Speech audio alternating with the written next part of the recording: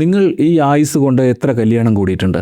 100, 500 അല്ലെങ്കിൽ 1000 കല്യാണങ്ങളോ? എങ്കിൽ നിരാശപ്പെടുത്തുന്ന, നമ്മളെ ഞെട്ടിപ്പിക്കുന്ന, വീണ്ടും വിചാരത്തിന് പ്രേരിപ്പിക്കുന്ന ഒരു കോടതി കണക്ക് പറയാം. നിങ്ങൾ കൂടിയ 1000 കല്യാണങ്ങളിൽ 270 ജോഡികൾ ഇതിനകം ഡൈവോഴ്സായി കഴിഞ്ഞു. അല്ലെങ്കിൽ അതിനുള്ള കേസ് നടക്കുന്നു.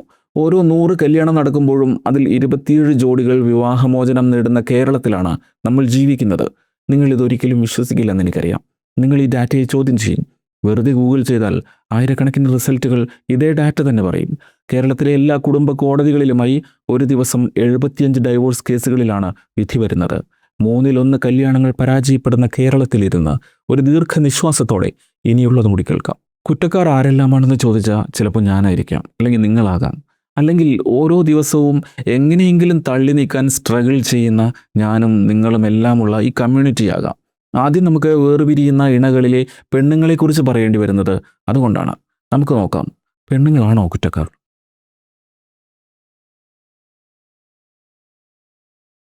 അവളുടെ കുഴപ്പം എന്താണെന്നറിയാമോ? അവൾക്ക് പഠിപ്പുള്ളത് കുറ്റമാണ്. അവൾക്ക് വിദ്യാഭ്യാസമുള്ള സുഹൃത്തുക്കളുള്ളത് കുറ്റമാണ്. അവളുടെ കരിയർ സംരക്ഷിക്കുന്നത് കുറ്റമാണ്. അവളുടെ കയ്യിലുള്ള സമ്പത്തിന് മൂല്യമുണ്ടെന്ന് വിശ്വസിക്കുന്നത് കുറ്റമാണ്. കുട്ടികൾ ഉൽപ്പാദിപ്പിക്കാൻ മാത്രമുള്ളതല്ല ലൈംഗികതയെന്ന് വിശ്വസിക്കുന്നത് കുറ്റമാണ്. സ്വന്തം മാതാപിതാക്കൾക്ക് വില കൽപ്പിക്കുന്നത് കുറ്റമാണ്. എനിക്കറിയാവുന്നൊരു കുടുംബമുണ്ട്. ആർത്തവ സമയത്ത് ഭർത്താവ് ഭാര്യയുടെ അടിവയറ്റിൽ കൈകൊണ്ടൊന്ന് അമർത്തി. അതിലാണ് അവർ വഴക്ക് തുടങ്ങിയത്. അത്യാവശ്യം വേദനിക്കുന്ന തരത്തിലാണ് അയാളത് ചെയ്തിട്ടുണ്ടാവുക. അവൾ ആർത്തവ സമയത്തെ സ്ത്രീ ശരീരത്തെക്കുറിച്ച് ഭർത്താവിനൊരു ക്ലാസ് കൊടുക്കാൻ ശ്രമിച്ചു. അയാൾ തെറ്റ് മനസ്സിലാക്കി തൻ്റെ ഭാഗം വിശദീകരിച്ച് അവളെ ആശ്വസിപ്പിക്കാനും നോക്കി. സ്വാഭാവികമായിട്ടും നമ്മൾ ആണുങ്ങൾക്കറിയാം ഭാര്യയുടെ ആർത്തവ സമയത്ത് പാലിക്കേണ്ട golden rule: do not try to solve it. അവളുടെ മൂഡ് സ്വിങ് സോൾവ് ചെയ്യാൻ ശ്രമിക്കരുത്. മിണ്ടാതെ ആശ്വാസം കൊടുക്കും പോലെ അടുത്ത് നിന്നാൽ മാത്രം മതി, അത് താനെ മാറിക്കോളും. പക്ഷേ കഥയിലെ ഭർത്താവിന് അതറിയില്ലായിരുന്നു. കലഹം വലുതായി അവരിന്ന് ഇരിങ്ങാലക്കുട കുടുംബ കോടതി വരാന്തയിൽ കേസ് വിളിക്കുന്നത് കാത്തു നിൽക്കുന്നു. ഈ ഒരൊറ്റ കേസ് സ്റ്റഡി മാത്രം മതി കേരളത്തിലെ കുടുംബ കോടതികളിൽ എന്ത് സംഭവിക്കുന്നുവെന്ന് മനസ്സിലാക്കാൻ. ഒന്ന് ഡീകോഡ് ചെയ്ത് നോക്കാം. കഥാനായിക പോസ്റ്റ് ഗ്രാജുവേഷൻ കഴിഞ്ഞതാണ്. ഒരു മൊബൈൽ ടെലികോം കമ്പനിയിൽ അത്യാവശ്യം ശമ്പളമുള്ള ജോലിയുണ്ട്. ഭർത്താവ് ഇൻഷുറൻസ് സെക്ടറിലും ജോലി ചെയ്യുന്നു.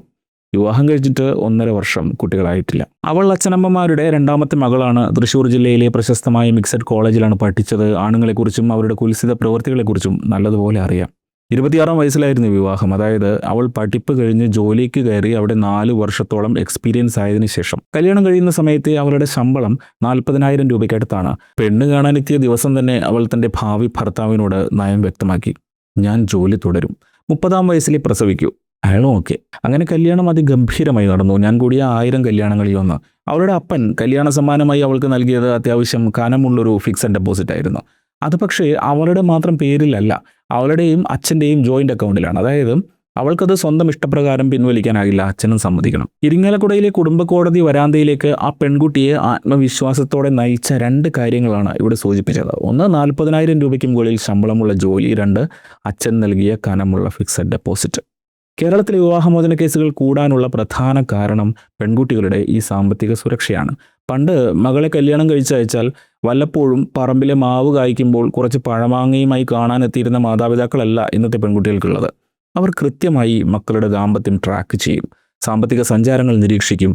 ഒരു റെഡ് സിഗ്നൽ കിട്ടിയാൽ അത് ഡൈവോഴ്സ് പെറ്റീഷനിലേക്ക് നീങ്ങിയേക്കാം. തീർന്നില്ല, സാമ്പത്തിക സുരക്ഷിതത്വം ആത്മവിശ്വാസം കൊടുത്തെങ്കിലും ഇവിടെ ഡൈവോഴ്സിനുള്ള കാരണം വ്യത്യസ്തമാണ്. ആർത്തവകാലത്ത് ഭർത്താവ് വയറ്റിൽ അമർത്തിയെന്ന ചെറിയ കാര്യം, അത് ചെറിയ കാര്യമാണോ? കേരളത്തിലെ ഏതെങ്കിലും സ്കൂളുകളിലോ കോളേജുകളിലോ നമ്മുടെ ആണുങ്ങളെ ആർത്തവകാലത്ത് സ്ത്രീയുടെ ശരീരത്തിൽ നടക്കുന്ന ജൈവരാസമാറ്റങ്ങളെക്കുറിച്ച് പഠിപ്പിക്കുന്നുണ്ടോ? +2-ന് ഞങ്ങളെ പഠിപ്പിച്ചൊരു നാണം കുണുങ്ങി കോളേജ് ടീച്ചർ ഓർമ്മയുണ്ട്. റീപ്രൊഡക്ഷൻ തന്നെ എങ്ങനെയൊക്കെയോ പഠിപ്പിച്ച് ഇഴച്ച് വലിച്ചെത്തിച്ച ടീച്ചർ. അവരിൽ നിന്നൊന്നും നമ്മളത് പഠിക്കാൻ പോകുന്നില്ല. ആർത്തവത്തെക്കുറിച്ചെന്നല്ല, സ്ത്രീയെക്കുറിച്ച് പഠിക്കാൻ നമ്മുടെ കരിക്കുലങ്ങളിൽ സ്ഥലവും ഇല്ല, സമയവും ഇല്ല. കുടുംബങ്ങളുടെ ഭദ്രത തന്നെ സ്ത്രീ ശരീരത്തിലാണ് എന്നത് പരിഷ്കൃത സമൂഹമെന്ന് മേനി പറയുന്ന നമ്മൾ തിരിച്ചറിഞ്ഞിട്ടുമില്ല. പെണ്ണിന് ഒരു പനി വന്നാൽ താളം തെറ്റുന്ന കുടുംബങ്ങളെ നമ്മൾ കണ്ടിട്ടുണ്ട്. എന്നിട്ടും ആണിന് വരുന്ന പനിയും പെണ്ണിന് വരുന്ന പനിയും തമ്മിലുള്ള വ്യത്യാസം മനസ്സിലാക്കാൻ നമ്മൾ ശ്രമിച്ചിട്ടില്ല. സ്ത്രീകളുടേത് ഇൻവിസിബിൾ ലേബറാണ്. ഭൂരിഭാഗം സ്ത്രീകളും ഒരേ സമയം അടുക്കളയിലും ജോലിസ്ഥലത്തും പോരടിക്കും. വിശ്രമമില്ലാത്ത അധ്വാനം അവരെ മാനസികമായും ശാരീരികമായും തളർത്തും ബേൺ ഔട്ടാവും. കേരളത്തിലെ സ്ത്രീകളിൽ 36% പേർക്ക് അനീമിയ ഉണ്ട്. ആർത്തവത്തിലും പ്രസവത്തിലും നഷ്ടപ്പെടുന്ന രക്തത്തിന് ആനുപാതികമായ ഇരുമ്പ് സത്തുള്ള ആഹാരം കേരള ഡയറ്റിൽ കിട്ടാത്തതാണ് ഈ അവശതയ്ക്ക് പ്രധാന കാരണം. ഓവുലേഷൻ സൈക്കിളിൽ ഓരോ മാസവും സ്ത്രീ ശരീരത്തിൽ വലിയ ഹോർമോൺ മാറ്റങ്ങൾ നടക്കുന്നുണ്ട്. ഇതൊന്നും നമ്മൾ ആണുങ്ങളെ സ്കൂളുകളിൽ പഠിപ്പിച്ചിട്ടില്ല. സ്ത്രീ ശരീരത്തെക്കുറിച്ച് പഠിപ്പിക്കാത്ത സമൂഹത്തിൽ വിവാഹമോചനം 1/3 ചിലപ്പോൾ നേർപകുതി നടന്നു വരും. ഇനി കഥയിലെ ജോഡികളെ ഒത്തുതീർപ്പാക്കി യോജിപ്പിക്കാൻ പറ്റുമോ എന്ന് ശ്രമിച്ച ഫാമിലി കൗൺസിലറോട് അവൾ പറഞ്ഞ ചില കാര്യങ്ങൾ കൂടി പറയാം. ഒന്ന്, അവളുടെ ശമ്പളത്തിലുള്ള അയാളുടെ അനാവശ്യമായ കൈകടത്തലാണ്. രണ്ടുപേരുടെയും മാസശമ്പളം കണക്കാക്കി അയാളാണ് എല്ലാ കാര്യങ്ങൾക്കും ബജറ്റ് ഇടുന്നത്. അക്കൂട്ടത്തിൽ ബന്ധുവിൻ്റെ കല്യാണത്തിന് വാങ്ങേണ്ട ഗിഫ്റ്റ്, ഒരു പുതിയ ഗാഡ്ജറ്റ്, ഇൻഷുറൻസ് സെക്ടറിൽ അയാൾക്ക് ലഭിച്ച നേട്ടത്തിൻ്റെ പേരിൽ ഒരു പാർട്ടി, അങ്ങനെ അവളും കൂടി അഭിപ്രായം പറയേണ്ട പല കാര്യങ്ങളുണ്ടാകും. അവളുടെ നെറ്റ് ബാങ്കിങ്ങിൻ്റെ പാസ്വേഡ് പോലും നിയന്ത്രിക്കുന്നത് അയാളാണ്. സ്വന്തം സമ്പത്തിൽ ഒരു നിയന്ത്രണവും ഇല്ലാത്ത അവസ്ഥ. 2, അവളുടെ വിദ്യാഭ്യാസ കാലത്തെ സുഹൃത്തുക്കളോട് ഡിജിറ്റൽ സ്പേസിലുള്ള അവളുടെ ഇടപെടൽ അയാൾക്ക് അസഹിഷ്ണുത ഉണ്ടാകുന്നു. തുടർച്ചയായി സോഷ്യൽ മീഡിയ അക്കൗണ്ടുകൾ മോണിറ്റർ ചെയ്യുന്നു. 3, ബെഡ്റൂമിൽ അവൾ അല്പം സ്വാതന്ത്ര്യം കാട്ടിയാൽ നീ ഇതെല്ലാം എവിടെ നിന്ന് പഠിച്ചു എന്നൊരു വഷളൻ ചോദ്യം വരും. ആ ചോദ്യത്തിൽ ആ മുറിക്കുള്ളിൽ നടക്കുന്ന എല്ലാം ഉണ്ട്. 4, അമ്മയോട് ഭർത്താവ് കാണിക്കുന്ന വിധേയത്വം, ഭാര്യയുടെ വീട്ടുകാരെ ഇടിച്ചു താഴ്ത്തിയുള്ള സംസാരം, തൻ്റെ അച്ഛൻ തന്ന FD പൊട്ടിച്ച് ഭർത്താവിൻ്റെ പെങ്ങൾക്ക് വീട് വെച്ചു കൊടുക്കുന്നത് വരെയുള്ള ചർച്ചകൾ അവിടെ നടന്നിരുന്നത്രേ. അങ്ങനെ അയാൾ അതുവരെ കണക്കിൽ കൂട്ടാതിരുന്ന 100 കാര്യങ്ങൾ ഒരു തരത്തിലല്ലെങ്കിൽ മറ്റൊരു തരത്തിൽ വിവാഹമോചനത്തിലെ യൂഷ്വൽ സസ്പെക്ട്സ്. ഇവിടെ പുരുഷുക്കൾ ഇറിറ്റേറ്റഡ് ആകും. എവിടെ മറ്റേ അറ്റത്തുള്ള ആണിനെ കുറിച്ച് നീ എന്താ മിണ്ടാത്തത്? അതും വഴിയെ പറയാം. ഏതെങ്കിലും ഒരു ബിരുദമുള്ള 15.5 ലക്ഷം പെൺകുട്ടികളുണ്ട് കേരളത്തിൽ. 27,000 പെൺ വക്കീലന്മാരും. നിയമത്തെക്കുറിച്ചുള്ള ബോധം കേരളത്തിലെ പെൺകുട്ടികൾക്ക് ധൈര്യം കൊടുക്കുന്നുണ്ട്. കുട്ടികളുണ്ടെങ്കിൽ കൂടി അവർ ടോക്സിക്കായ ദാമ്പത്യത്തിൽ നിന്ന് രക്ഷപ്പെടുന്നു. അതെ, ഇനി അവരെക്കുറിച്ചാണ് പറയേണ്ടത്. വിവാഹമോചനം നേടുന്ന അമ്മമാരെക്കുറിച്ച്. കേരളത്തിൽ ഒരു വർഷം 30,000 വിവാഹമോചന കേസുകൾ ശരാശരി ഫയൽ ചെയ്യപ്പെടുന്നു. അതിൽ 7,500 മുതൽ 10,000 കേസുകളിൽ വരെ ദമ്പതികൾക്ക് 1-2 കുട്ടികളുണ്ടാകാം. നേരത്തെ പറഞ്ഞില്ലേ, ഒരു ദിവസം കേരളത്തിൽ വിധി പറയുന്നത് 75 ഡൈവോഴ്സ് കേസുകളാണെന്ന്. അതിൽ വേർപിരിയുന്ന 28 ദമ്പതികൾക്ക് കുട്ടികളുണ്ട്. കാര്യമെന്തെന്നാൽ കേരളത്തിലെ ഭൂരിഭാഗം വിവാഹമോചനങ്ങളും, അതായത് 70% മുകളിൽ ഡൈവോഴ്സുകളും സംഭവിക്കുന്നത് വിവാഹം കഴിഞ്ഞ് ആദ്യത്തെ 1 മുതൽ 5 വരെ വർഷങ്ങൾക്കുള്ളിലാണ്. ഈ ഘട്ടത്തിൽ മിക്ക ദമ്പതികൾക്കും കുട്ടികൾ ഉണ്ടായിട്ടുണ്ടാകില്ല. അതാണ് കുട്ടികളുടെ കേസുകൾ കുറവായത്. എന്നാലും 1/3 വിവാഹമോചനങ്ങളിലും കുട്ടികൾ കൂടി കോടതി വരാന്തയിലേക്ക് ആനയിക്കപ്പെടുന്നു. കുട്ടികളുണ്ടായിട്ടും വിവാഹമോചനം വേണമെന്ന് കേരളത്തിൽ ഒരു സ്ത്രീ ആവശ്യപ്പെടുന്നുണ്ടെങ്കിൽ അതിന് അത്രയും ശക്തമായ കാരണങ്ങൾ ഉണ്ടാവില്ലേ? ഗാർഹിക പീഡനവും മദ്യപാനവുമാണ് പ്രധാന വില്ലൻ. ഒരു ദിവസം കേരളത്തിൽ വിധി പറയുന്ന കുട്ടികൾ കൂടി ഉൾപ്പെട്ട 28 ഡൈവോഴ്സ് കേസുകളിൽ 19 ഭർത്താവിൻ്റെ മദ്യപാനം മൂലം സംഭവിക്കുന്നതാണ്. കുടിയനായ ഭർത്താവിൽ നിന്ന് മോചിപ്പിക്കപ്പെടുന്ന 19 സ്ത്രീകളിൽ 12 പേർക്കും 1-ൽ കൂടുതൽ കുട്ടികളുണ്ടാകാം. ട്രോമയുടെ അങ്ങേ അറ്റത്തെത്തിയിട്ടുണ്ടാകും ആ സ്ത്രീകളപ്പോൾ. അതൊരു വലിയ സാമൂഹ്യ പ്രശ്നമാണ്. കുട്ടികളുള്ള സ്ത്രീകൾ വിവാഹമോചനം നേടുന്നതിൽ വൈകാരിക അകൽച്ചയും കമ്മ്യൂണിക്കേഷൻ ഗ്യാപ്പും മറ്റൊരു പ്രധാന കാരണമാണ്. കുട്ടികളുടെ ദമ്പതികൾക്കിടയിൽ അവിഹിത ബന്ധങ്ങൾ മൂലം 18%, സാമ്പത്തിക തർക്കങ്ങളിൽ 12% ഡൈവോഴ്സ് നടക്കുന്നു. ഇവിടെ സ്ത്രീകൾ എങ്ങനെ കുറ്റപ്പെടുത്തും? അവർ കുട്ടികൾക്ക് വേണ്ടി പരമാവധി വിട്ടുവീഴ്ച ചെയ്യാറുണ്ട്. പീഡനം ഇനിയും തുടർന്നാൽ അത് കുട്ടികളെ കൂടി തകർക്കുമെന്ന ഭയത്തിലാണ് ആ ടോക്സിക് എൻവയോൺമെൻറ്റിൽ നിന്ന് സ്ത്രീകൾ മോചനം നേടുന്നത്. Broken home is better than A battle ground home എന്ന ചിന്താഗതി വളർന്നു. കുട്ടികളുടെ സംരക്ഷണത്തിനായി നിയമം ശക്തമായതുകൊണ്ട് സാമ്പത്തികമായി പിന്നോക്കം നിൽക്കുന്ന സ്ത്രീകൾ പോലും ഇന്ന് നിയമസഹായം നേടാൻ ധൈര്യം കാണിക്കുന്നു. അതാണ് പറഞ്ഞത്, കേരളത്തിൽ ഓരോ ദിവസവും വിധി പറയുന്ന ഡൈവോഴ്സ് കേസുകളിൽ വഴിപിരിയുന്നത് വെറും ഭാര്യയും ഭർത്താവുമല്ല, അച്ഛനും അമ്മയും കൂടിയാണ്. മദ്യപാനവും പീഡനവും സഹിച്ച് കുട്ടികൾക്ക് വേണ്ടി സ്ത്രീകൾ ആയുസ് ഹോമിച്ചിരുന്നൊരു കാലം കേരളത്തിലുണ്ടായിരുന്നു. ഇന്നത് മാറി. ഞാൻ എൻ്റെ ഇൻസ്റ്റഗ്രാം പ്രൊഫൈൽ ഫോളോ ചെയ്യുന്ന 20 സ്ത്രീകൾക്ക് ഒരു ചോദ്യാവലി അയച്ചു കൊടുത്തു. 10 വീതം ചോദ്യങ്ങളുണ്ടായിരുന്നു. അതിൻ്റെ മറുപടികൾ കൂടി ചേർത്ത് ഒരു തീർപ്പ് പറഞ്ഞാൽ കേരളത്തിൽ ഭ്രാന്ത് പിടിച്ചതുപോലെ ഡൈവോഴ്സ് കേസുകൾ കൂടുന്നതിന് പ്രധാന കാരണക്കാർ സ്ത്രീകൾ തന്നെയാണ്. പക്ഷേ അതവർക്ക് അഹങ്കാരം കൂടിയതുകൊണ്ടല്ല, അവബോധമുണ്ടായതുകൊണ്ടാണ്. റെസ്പെക്റ്റ് എന്നത് വൺ വേ ട്രാഫിക് അല്ലെന്ന് അവർ പഠിച്ചു. ഞാൻ മാറി, നീ എന്താ മാറാത്തത് എന്നവൾ ആണിനോട് ചോദിച്ചു. മാറാത്ത ആണിനോട് പോയി പണി നോക്കാൻ പറഞ്ഞു. അത്രമാത്രം.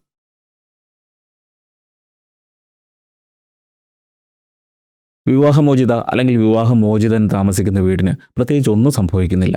ഒരു ഭാരം ഇറക്കി വെച്ച ആശ്വാസം മാത്രം. പഴയ പോലെ അവിടേക്ക് ഒളിച്ചു നോട്ടക്കാർ ആരും എത്തുന്നില്ല. നല്ല പേടിയുണ്ട്. നേരത്തെ പറഞ്ഞല്ലോ, കേരളത്തിൽ 70% ഡൈവോഴ്സുകൾ നടക്കുന്നത് വിവാഹം കഴിഞ്ഞ് 1 വർഷത്തിനും 5 വർഷത്തിനും ഇടയിലാണ്. അതിൻ്റെ പ്രധാന കാരണം പെൺവീട്ടുകാരുടെ കൃത്യസമയത്തുള്ള ഇടപെടലാണ്. ആധുനിക ലോകത്തിൽ പെണ്ണിൻ്റെ മാതാപിതാക്കളുടെ ബുദ്ധി വിമാനം പോലെയായി. അതൊരു വലിയ മാറ്റമാണ്. ശരിയാണ്, നമ്മുടെ കാലത്താണ് വിസ്മയയും ഉത്തരയും എല്ലാം കൊല്ലപ്പെട്ടത്. എന്നാലും ബഹുഭൂരിപക്ഷം പുരുഷകളുടെ അച്ഛനും അമ്മായിയമ്മയും അളിയന്മാരും പുതിയ കാലത്ത് ഇച്ചിരി കടുപ്പക്കാരാണ്. അവർ പെൺകുട്ടികൾക്ക് മോശമല്ലാത്ത ആത്മധൈര്യം കൊടുക്കും. സഹിച്ചത് മതി, നീങ്ങ് പോരെ എന്ന വാക്ക് ടോക്സിക് എൻവയോൺമെൻറ്റിൽ ജീവിക്കുന്ന പെൺകുട്ടിക്ക് വലിയ ധൈര്യമാണ്. ഡൈവോഴ്സ് കഴിഞ്ഞ് മകളെ അണിയിച്ചൊരുക്കി അവർ ബന്ധുവിൻ്റെ കല്യാണത്തിന് പോകും, യാത്രകൾ നടത്തും, ഇൻസ്റ്റഗ്രാം റീലുകൾ എടുക്കും. എല്ലാം പഴയതുപോലെയാണെന്നും ഇനി ഒന്നു മുതൽ തുടങ്ങാമെന്നും അവർ മക്കളോട് പറയും. എനിക്കറിയാവുന്ന മറ്റൊരു കേസുണ്ട്. കല്യാണം കഴിഞ്ഞ 1 വർഷമായപ്പോൾ പെൺകുട്ടി ഒരു കാര്യം മനസ്സിലാക്കി. തൻ്റെ ഭർത്താവിന് അയാളുടെ അമ്മായിയുമായി ഔഹിത ബന്ധമുണ്ട്. അതായത് അമ്മാവൻ്റെ ഭാര്യ. ഒളിഞ്ഞും തെളിഞ്ഞും ആ സ്ത്രീ തന്നെ അത് ആ പെൺകുട്ടി അറിയിച്ചു. അവൾ കൂട്ടുകാരികളുടെ സഹായം തേടി. അവരിൽ ചിലർ അയാളോട് സംസാരിച്ചു. ആവർത്തിക്കില്ലെന്ന ഉറപ്പ് അയാൾ ലംഘിച്ചു. അവൾ ഭർത്തൃ വീട്ടിൽ തന്നെ തുടർന്നു. വീട്ടുകാർ അത് അറിയും വരെ. അവൾക്ക് അച്ഛനും അമ്മയുണ്ട്, ഒരു ചേച്ചി അനുജനും ഉണ്ട്. അവർ മകളെ വീട്ടിലേക്ക് വിളിച്ചു കൊണ്ടുവന്നു. വിദ്യാഭ്യാസമുള്ള ആ പെൺകുട്ടി അപ്പോഴും വിവാഹമോചനത്തിന് തയ്യാറായിരുന്നില്ല. ഏറെ നാളത്തെ കൗൺസിലിങ്ങിന് ശേഷം അവൾ ഡൈവോഴ്സ് പെറ്റീഷനിൽ ഒപ്പിട്ടു. ഇവിടെ എന്താ നടന്നത്? വിവാഹമോചിതയായ പെൺകുട്ടി വീട്ടുകാർക്കൊരു ഭാരമല്ലെന്ന തിരിച്ചറിവിലേക്ക് നമ്മുടെ സമൂഹം മാറിയിരിക്കുന്നു. ഇന്നിപ്പോൾ കേരളത്തിൽ 4,70,500 സ്ത്രീകൾ വിവാഹമോചിതരായി സ്വസ്ഥമായി കേരളത്തിൽ ജീവിക്കുന്നുണ്ടെന്ന് ദേശീയ കുടുംബാരോഗ്യ സർവേയിലുണ്ട്. നിയമപരമായി വിവാഹമോചനം നേടാതെ വേർപിരിഞ്ഞ് താമസിക്കുന്നവർ ഇതിൻ്റെ ഇരട്ടി ഉണ്ടാകാം. ലീഗലി ഡൈവോഴ്സ്ഡായ 100 സ്ത്രീകളിൽ 40 പേരും പുനർവിവാഹം ചെയ്യാറുണ്ട്. 2 വട്ടവും അതിലേറെയും ഡൈവോഴ്സ് നേടിയ 75,000-ലേറെ സ്ത്രീകൾ കേരളത്തിലുണ്ടെന്നറിയാവോ? അവിടെ ആർക്കായിരുന്നു പ്രശ്നമെന്ന് തമ്പുരാനറിയാ. വിവാഹമോചനം നേടിയ 4.25 ലക്ഷം സ്ത്രീകളിൽ 2 ലക്ഷത്തിലേറെ പേർക്ക് സ്വന്തമായി തൊഴിലും വരുമാനമുണ്ട്. അവർക്ക് പാരമ്പര്യ സ്വത്തിലും അവകാശമുണ്ട്. കല്യാണം വർക്ക് ചെയ്തില്ല, അതുകൊണ്ട് ഇനി അടുക്കളപ്പുറത്ത് ഇരുട്ടിൽ കഴിയാമെന്ന് കേരളത്തിലെ ഒരു പെൺകുട്ടിയും ഇന്ന് കരുതുന്നു തോന്നുന്നില്ല. എന്തിന് കല്യാണത്തിന് തയ്യാറാകുന്ന പുതിയ കേരളത്തിലെ ബഹുഭൂരിപക്ഷം പെൺകുട്ടികളും ഒരു ബാക്കപ്പ് പ്ലാൻ കൂടി കരുതിയിട്ടാണ് അതിനൊരുങ്ങുന്നത്. ഇതെങ്ങാ സെറ്റായില്ലെങ്കിൽ ഞാനിങ്ങ് പോരൂട്ടോ അമ്മയെന്ന് പറഞ്ഞുകൊണ്ട്. കേരളത്തിലെ 100 കല്യാണങ്ങളിൽ 27 ഡൈവോഴ്സ് ആകുന്നുവെന്നത് ഒരു തകർച്ചയല്ല. അന്തസ്സില്ലാത്ത ബന്ധങ്ങളിൽ നിന്ന് ഇറങ്ങിപ്പോരാൻ കരുത്തുള്ള, എനിക്ക് എൻ്റെ വഴി അറിയാമെന്ന് ഉറക്കെ പറയുന്ന ഒരു പുതിയ കേരളീയ സ്ത്രീയുടെ ഉദയമാണ്. അങ്ങനെ പറയാനാണ് എനിക്കിഷ്ടം. ഇനി ഇതൊന്നുമില്ലാത്തൊരു സ്ത്രീയോ, അവൾക്ക് ബാക്കപ്പ് പ്ലാനുകളില്ലെങ്കിലോ, കയറി ചെല്ലാൻ ഒരു ഇടയില്ലെങ്കിലോ, സുരക്ഷ വാഗ്ദാനം ചെയ്യുന്ന കൈകളില്ലെങ്കിലോ? അങ്ങനെയുണ്ട്. എനിക്കൊരു പെൺകുട്ടി അറിയാം. കെട്ടിയവൻ മഹാനാറി. 4-5 വാഹനങ്ങളുണ്ടായിരുന്ന ടൂറിസ്റ്റ് കമ്പനി നടത്തിയിരുന്നു. എല്ലാം വിറ്റ് തിന്ന് ഇപ്പോൾ ഒരു ടെമ്പോ ട്രാവലർ മാത്രമുണ്ട്. അതിൽ കൂട്ടുകൂടി കള്ളു കുടിച്ച് നായാടി നടക്കലാണ് പ്രധാന പരിപാടി. ആ പെൺകുട്ടിക്ക് 4 വയസ്സുള്ള മകനുണ്ട്. അവളുടെ അച്ഛനും അമ്മയും മരിച്ചുപോയി. ഒരാങ്ങള ഉള്ളതില്ലാത്തതും കണക്കാണ്. എന്നും വിഷാദം മാത്രം കുടിച്ചിറക്കി ഓഫീസിൽ വന്നിരുന്ന പെൺകുട്ടി. അവളുടെ മുഖത്ത് നോക്കിയാൽ നമുക്ക് പോലും കരച്ചിൽ വന്നു പോകുമായിരുന്നു. 1 വർഷം മുമ്പ് അവളും ഡൈവോഴ്സ് നേടി.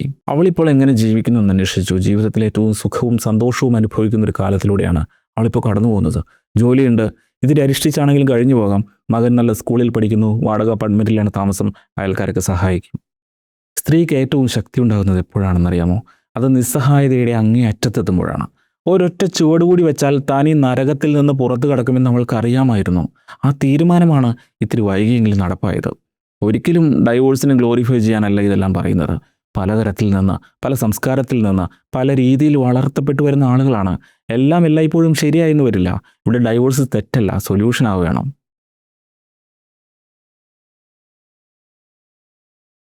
ഇനി ഞങ്ങൾ പുരുഷക്കൾക്ക് പറയാനുള്ളത് കൂടി കേൾക്കണ്ടേ. പ്രൊവൈഡർ എന്ന ഔതോറിറ്റേറിയൻ റോൾ കേരളത്തിലെ ആണിനെ നഷ്ടപ്പെടുകയാണ്. പെണ്ണുങ്ങൾക്ക് ആണിനെ കുറിച്ച് പറയാൻ കുറേ കുറ്റങ്ങളുമുണ്ട്. ആണിന് ഇമോഷണൽ ഇൻ്റലിജൻസ് കുറവാണ്, കമ്മ്യൂണിക്കേഷൻ സ്കില്ലില്ല, അങ്ങനെ ഏത് തരത്തിലുള്ള ആണുങ്ങളെയാണ് പെണ്ണുങ്ങൾ ഇട്ടിട്ട് പോകുന്നത്? വെളിവില്ലാത്ത മദ്യപാനം അല്ലെങ്കിൽ മറ്റ് ലഹരികൾ, ഒരു പെണ്ണിൽ ഒതുങ്ങാത്ത ലൈംഗിക തൃഷ്ണ, അമ്മയ്ക്കൊരു കൂട്ടായി താൻ കൊണ്ടുവന്ന ട്രോഫിയാണ് തൻ്റെ ഭാര്യ എന്ന ധാരണ, അവസാനിക്കാത്ത മെയിൽ ഷോവനിസം, ഇങ്ങനെയെല്ലാമുള്ള ആണിനോട് പെണ്ണ് സലാം പറയും. മുൻപൊരിക്കലൊരു വീഡിയോയിൽ മെൻസ് മെൻ്റൽ ഹെൽത്ത് എന്ന വിഷയത്തെക്കുറിച്ച് ഞാൻ പറഞ്ഞിരുന്നു. അതൊരു വലിയ കൺസേൺ ആണ്. അതെന്തോ ആരും മനസ്സിലാക്കാത്തത്. ആണിൻ്റെ മെൻ്റൽ ഹെൽത്ത് ഓക്കെ ആയാൽ എനിക്ക് ഉറപ്പാണ് 100 കല്യാണത്തിന് 27 ഡൈവോഴ്സ് എന്നത് നമുക്ക് 100നെ 10 കുറച്ചുകൊണ്ട് വരാം. അതിനായിട്ട് ശ്രമിക്കുന്നില്ലെന്നേ, അതാണ് കുഴപ്പം. ഇയാൾ ഇട്ടിട്ട് പോയാലും എനിക്ക് ബാക്കപ്പ് ഉണ്ടെന്ന് പെണ്ണും, ഇവൾ പോയാൽ ഇതിലും നല്ല വെറൈറ്റി വേറെ വരുമെന്ന് ആണും കരുതുമ്പോൾ 100ന് 27 അല്ല 40 ഡൈവോഴ്സ് നടക്കും. അതാണ്. അപ്പോൾ ആണിൻ്റെ കുഴപ്പം ഇവിടെ ഒറ്റ വാചകത്തിൽ ഇങ്ങനെ പറയാം: പോണെങ്കിൽ അങ്ങോട്ട് പോട്ടെ എന്ന് കരുതുന്ന ആണിൻ്റെ കയ്യിൽ നിന്നും ഏത് പെണ്ണും പോവും. അതുകൊണ്ടാണ് കേരളത്തിൽ പരസ്പര സമ്മതത്തോടെയുള്ള ഡൈവോഴ്സ് ഇത്രയധികം വർദ്ധിച്ചത്. 1 വർഷം നടക്കുന്ന ശരാശരി 30,000 ഡൈവോഴ്സ് കേസുകളിൽ 14,500 പരസ്പര സമ്മതത്തോടെയാണ്. നേർപകുതി. ചിരിച്ചു കളിച്ച് കൈ കൊടുത്താണ് അവർ പിരിയുന്നത്. സദാചാരത്തിൻ്റെയും സാമൂഹ്യമായ കെട്ടുറപ്പിൻ്റെയും ഒരു സിംഹാസനത്തിനും അവിടെ ഇളക്കം തട്ടേണ്ടതില്ല. കുറച്ചു കാലം മുമ്പ് വരെ വിവാഹമോചനം എന്നാൽ കോടതിയിൽ നടന്നിരുന്നൊരു യുദ്ധമായിരുന്നു. നമ്മുടെ സിനിമകളൊക്കെ അതങ്ങനെയാണ് പോർട്രേ ചെയ്തിരുന്നത്. ഇന്നത് 2 വ്യക്തികൾ ഒത്തുതീർപ്പോടെ നടപ്പാക്കുന്ന ഒരു പ്രാക്ടിക്കൽ തീരുമാനമായി മാറി. അവിടെ യുദ്ധമൊന്നുമില്ല. ഉള്ളത് പറയാമല്ലോ, ഇന്നത്തെ വിവാഹങ്ങൾ എഫേർട്ട് കൊണ്ടല്ല, കൺവീനിയൻസ് കൊണ്ട് മാത്രമാണ് നിലനിൽക്കുന്നത്. കൺവീനിയൻസ് പോയാൽ ബന്ധവും തീർന്നു. ഇവിടെ ഒരു അൺകംഫർട്ടബിൾ ട്രൂത്ത് ഉണ്ട്. നമ്മൾ പുരുഷകളെല്ലാം റിലേഷൻഷിപ്പ് റെഡി ആണെന്ന് സ്വയം അങ്ങ് വിചാരിക്കും. പക്ഷേ റിലേഷൻഷിപ്പ് സ്കിൽഡ് അല്ലെന്നത് മറന്നുപോകും. കമ്മ്യൂണിക്കേഷൻ അറിയില്ല, കോംപ്രമൈസ് ചെയ്യാൻ മനസ്സില്ല, പക്ഷേ എക്സ്പെക്റ്റേഷൻ ഒരുപാടുണ്ട്. പ്രണയമൊക്കെ എല്ലാ ആണുങ്ങൾക്കും വേണ്ടോളുണ്ടെന്നേ. റെസ്പോൺസിബിലിറ്റിയുടെ കാര്യം വരുമ്പോൾ മിക്കവരും പിന്നോട്ട് വലിയും. അതാ പറഞ്ഞത്, ആണിന് ആദ്യം വേണ്ടത് എമോഷണൽ എഡ്യൂക്കേഷനാണ്. അത് സ്കൂൾ തലത്തിലേക്ക് കൊടുക്കണം. ഒരാണിന് തൻ്റെ വികാരങ്ങൾ തിരിച്ചറിയാനും പറയാനും മാനേജ് ചെയ്യാനും കഴിയുമെങ്കിൽ, ഒരു സ്ത്രീക്ക് തൻ്റെ പ്രതീക്ഷകൾ വ്യക്തമായി കമ്മ്യൂണിക്കേറ്റ് ചെയ്യാൻ സാധിക്കുന്നുണ്ടെങ്കിൽ അവിടെ ഒരു ഹെൽത്തിയർ റിലേഷൻഷിപ്പ് തുടങ്ങും. അല്ലെങ്കിൽ ഇവൾ പോയാൽ വേറെ കിട്ടുമെന്നാണും ഇത് സെറ്റായില്ലെങ്കിൽ ഞാൻ മാനേജ് ചെയ്യുമെന്ന് കരുതി പെണ്ണും ഒരുമിച്ച് ജീവിക്കുന്ന ഒരു സമൂഹത്തിൽ ഡൈവോഴ്സ് ഒരു എക്സെപ്ഷൻ ആയിരിക്കില്ല, ഒരു നോമായി മാറും. അവസാനം ചോദിക്കേണ്ട ഒരു ചോദ്യമുണ്ട്, നമ്മൾ ഡൈവോഴ്സ് കുറയ്ക്കണോ അല്ലെങ്കിൽ ബെറ്റർ റിലേഷൻഷിപ്സ് ഉണ്ടാക്കണോ? കാരണം രണ്ടും ഒരേ കാര്യമല്ല.